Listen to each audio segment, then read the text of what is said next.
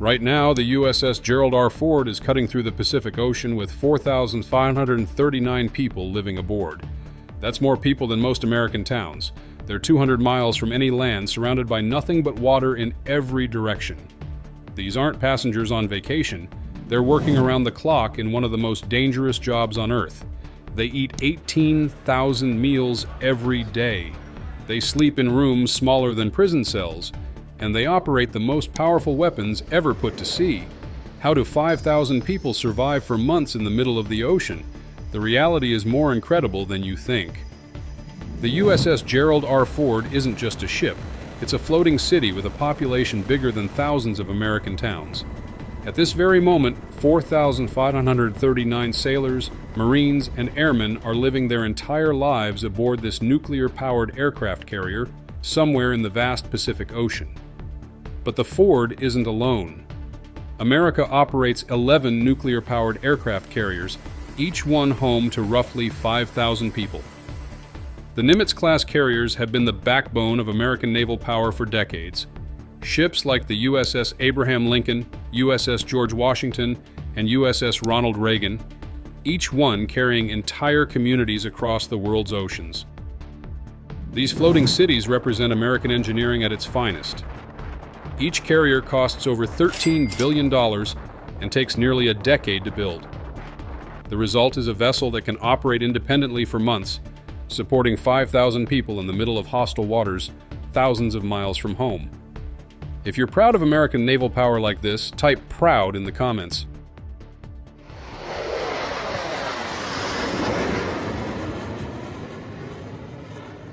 The numbers are staggering when you really think about them. The Gerald R. Ford stretches 1,092 feet long, longer than the Empire State Building is tall. It displaces over 100,000 tons when fully loaded. But here's the mind-blowing part. It can cruise for 90 straight days without touching land or resupplying. 90 days, with 5,000 people, in the middle of the ocean. So how do you feed 5,000 hungry sailors and Marines every single day? The logistics involved are absolutely incredible. The ship's galleys operate 24 hours a day, 7 days a week. They serve over 18,000 meals daily. That's not a mistake. 18,000 individual meals. Think about that for a second. Your local McDonald's might serve a few hundred customers on a busy day. These floating cities are preparing fresh, hot meals for thousands of people every few hours, while bouncing around in ocean swells, sometimes in the middle of combat operations. The food storage alone is mind-boggling. Aircraft carriers stock enough provisions to feed a small city for months at a time. We're talking about thousands of tons of frozen meat, fresh vegetables, dairy products, and dry goods. The ship has multiple refrigerated storage areas, each one the size of a warehouse. But here's what most civilians don't realize. The food aboard these carriers is actually outstanding. Navy culinary specialists train at some of the best culinary schools in the country. They compete in cooking competitions. Some meals served on these floating cities would put high-end restaurants to shame. Fresh bread gets baked every single day in massive ovens that never stop running. Pizza night, Taco Tuesday, steak and lobster dinners, the variety is incredible. These aren't military rations we're talking about. These are fresh, made-to-order meals prepared by skilled chefs who happen to wear Navy uniforms.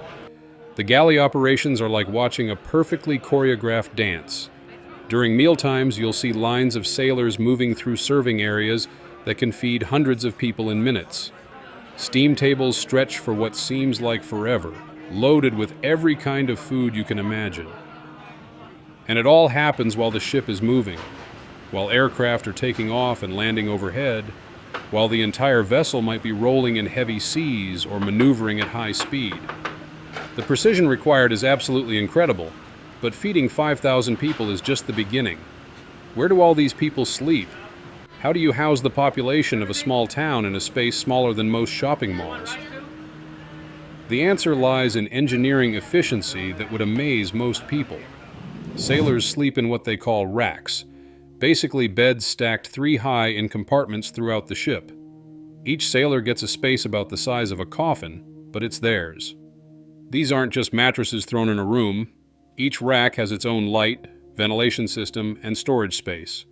Sailors customize their tiny spaces with photos, personal items, and whatever comforts they can fit. It becomes home for months at a time. Privacy is limited, but the crew makes it work. Senior enlisted sailors might share a room with just one other person. Junior sailors often bunk with dozens of others in larger compartments. But everyone respects the unwritten rules that make close living possible. The officers get slightly better accommodations, private staterooms that are still smaller than most college dorm rooms. Even the captain's quarters, while more spacious, would seem cramped by civilian standards. Space is at a premium when you're supporting 5,000 people on a moving platform in the ocean. Here's a quick favor before we continue. Hit that subscribe button. Most viewers watch without subscribing, but it really helps us create more content about America's incredible military. Now let's talk about the work these 5,000 people actually do. Aircraft carriers don't take breaks. They operate 24 hours a day, 365 days a year. There are no weekends, no holidays, no downtime. Someone is always working, always watching, always ready. The flight deck operations alone require hundreds of people working in perfect coordination. When you see those videos of jets taking off from carrier decks, you're watching one of the most dangerous workplaces on Earth. Aircraft weighing tens of thousands of pounds, moving at incredible speeds, with jet engines that can suck a person in or blow them overboard. The deck crew, they call them rainbow shirts because of their different colored jerseys, each have specific jobs. Yellow shirts direct aircraft movement, blue shirts handle chocks and chains, red shirts deal with weapons and fuel, purple shirts fuel the aircraft, green shirts maintain catapults and arresting gear. These are mostly young Americans, many just out of high school, handling equipment worth more than most people will earn in their entire lives. FA-18 Super Hornets cost about $70 million each. One mistake, one moment of inattention, can result in catastrophic damage or loss of life.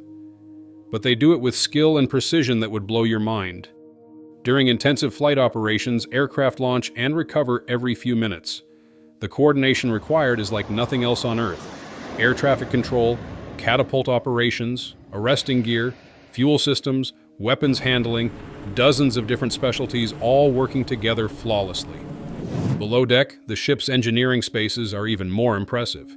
The nuclear reactors that power these floating cities are marvels of American technology. 2 A4W reactors on the Nimitz-class carriers generate enough power to supply a city of 100,000 people. The reactor compartments are staffed by some of the Navy's most highly trained personnel. Nuclear-trained sailors go through nearly 2 years of intensive schooling before they're allowed to work on reactor systems. The standards are incredibly high because the margin for error is zero. These reactors can run for over 20 years without refueling. They create not just propulsion power, but all the electricity needed to run a floating city. Lights, computers, radar systems, weapons, life support, food preparation, water production, everything depends on those nuclear power plants deep in the ship's hull. Water production is another marvel of engineering. Aircraft carriers make their own fresh water from seawater using nuclear-powered desalination plants. The Gerald R. Ford can produce over 400,000 gallons of fresh drinking water every single day. That's enough water for 5,000 people to drink, cook, shower, do laundry, and operate all the ship's systems. The water produced is actually cleaner and purer than what most Americans drink at home. It's filtered, treated, and tested continuously to ensure safety. Waste management on a floating city with 5,000 people is a massive undertaking. Everything has to be processed aboard the ship.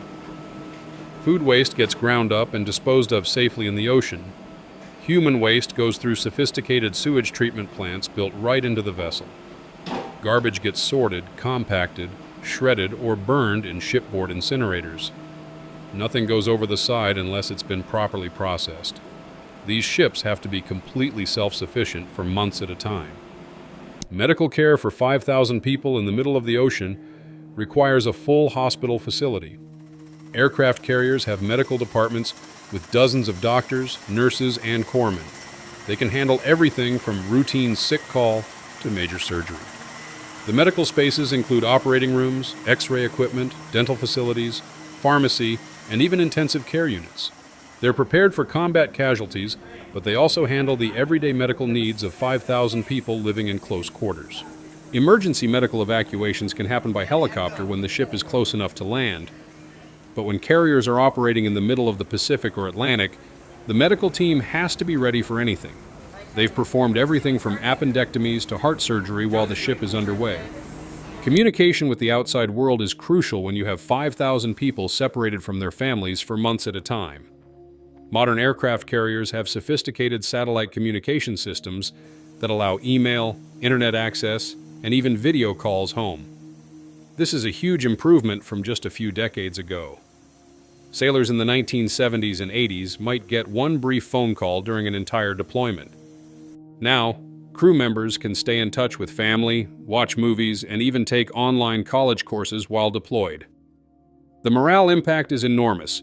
When you're stuck on a ship with 5,000 other people for months, being able to connect with the outside world makes a huge difference in mental health and job performance. But what happens when these floating cities encounter bad weather? The ocean can be incredibly hostile, with storms that would send smaller vessels running for port. Aircraft carriers are built to handle the worst Mother Nature can throw at them. These ships can operate in seas with waves over 30 feet high. The hull design and the ship's massive weight keep it stable even in conditions that would be terrifying to civilian mariners.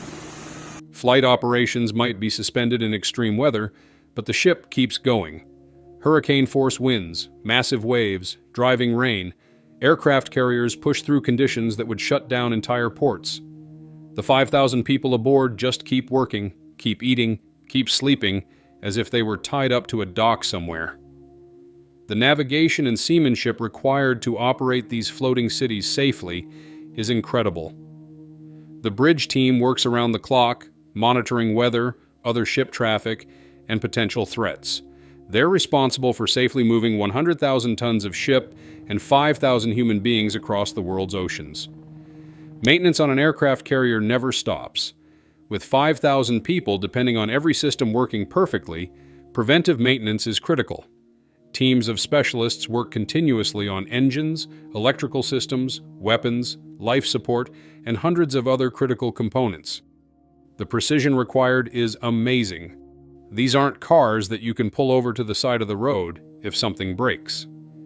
When you're 500 miles from land with 5,000 people aboard, everything has to work, all the time. Training continues even during deployment. New sailors learn their jobs from experienced crew members. Emergency drills happen regularly. Fire drills, damage control exercises, general quarters drills where the entire ship's company responds to simulated emergencies. These drills aren't optional. In combat or emergency situations, the lives of all 5,000 people aboard depend on everyone knowing exactly what to do. The training is intensive, realistic, and never-ending. The social dynamics of 5,000 people living together in a confined space are fascinating. These floating cities develop their own cultures, traditions, and ways of dealing with the stress of deployment life. Religious services happen regularly, with chaplains representing multiple faiths. The ship's library provides books, movies, and quiet spaces for people who need to get away from the crowds. Fitness facilities help crew members stay in shape and burn off stress. Entertainment comes in many forms: movie nights, talent shows, sports competitions between different departments. During Steel Beach picnics, when the ship is in calm seas, crew members can actually barbecue and relax on the flight deck, surrounded by nothing but ocean. The diversity aboard these floating cities is remarkable. Crew members come from every state, every background, every walk of life. Small-town kids from Kansas work alongside people from major cities. College graduates serve with high school dropouts who found their calling in the Navy. What unites them all is the shared experience of living and working in one of the most challenging environments on Earth. The bonds formed during these deployments often last a lifetime. Career advancement happens even while deployed. Sailors take advancement exams, complete training requirements, and compete for promotions. The Navy's commitment to professional development doesn't stop just because you're 1,000 miles from land. Leadership development is continuous. Young sailors quickly learn to supervise others, manage complex systems, and make critical decisions. The responsibility given to 20-year-olds on aircraft carriers would amaze most civilian employers. The technology aboard these floating cities continues to evolve. The newest carrier, USS Gerald R. Ford, uses electromagnetic catapults instead of steam to launch aircraft. Advanced radar systems can track hundreds of contacts simultaneously. Computer networks connect every department and workstation. But the human element remains the most important factor. These floating cities succeed because of the dedication, skill, and teamwork of 5,000 Americans working together toward common goals. The economic impact of operating these floating cities is enormous.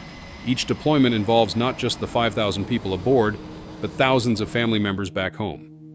Supply ships, port services, and countless contractors support every aspect of carrier operations. The strategic value is immeasurable. These floating cities can project American power anywhere in the world. They provide air support, humanitarian assistance, and show the flag in regions where land-based alternatives don't exist.